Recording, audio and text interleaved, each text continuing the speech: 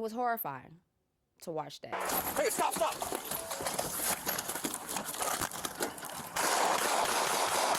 A Cuyahoga County Sheriff's deputy shooting her son last October.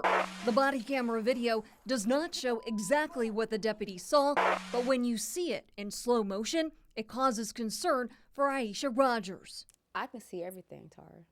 I was able to stop that and put it in slow motion. I can see my son jumping over the hood of the car. I can see him running. Watch the video again in real time.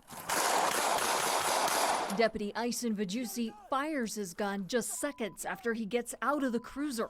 The deputy claims the teen turned at him with a gun. I saw no gun. I saw nothing silver.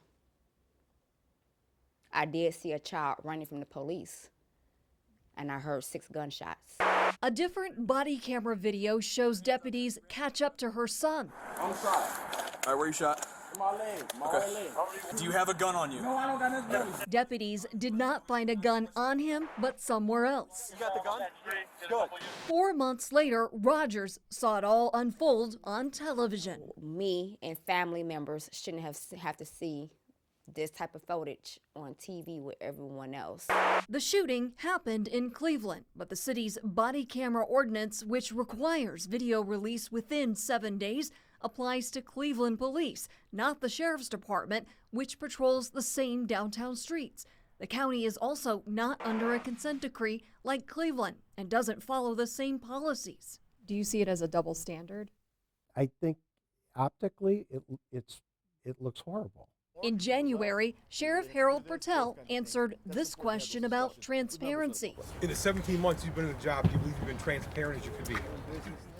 In 17 months that I've been here, as far as transparency, absolutely. But Pertel isn't talking about the shooting and why it took nearly 4 months to release video on the day our investigation published, or even now about his updated body camera policy. The body cam and dash cam videos that law enforcement use literally exist for the purposes of accountability and transparency. The sheriff's policy is similar to Cleveland and Akron's, but the language isn't as strong. Both cities say their video from at least 3 recording devices shall be released within 7 days.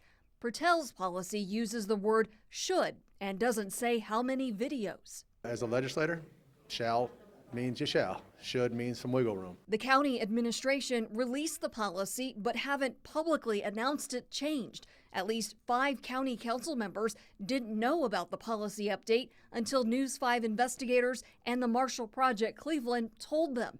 Those who did speak with us thought having a policy is important, 7 days is fair, and good for transparency.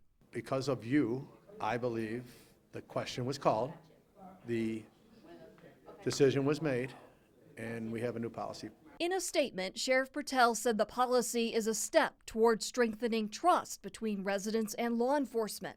It's going to take a lot more just of you changing a policy. I got to roll you on your left. Rogers' son, who was wounded, is now on house arrest. He and 2 others are charged in a carjacking case. Cleveland is still investigating the shooting.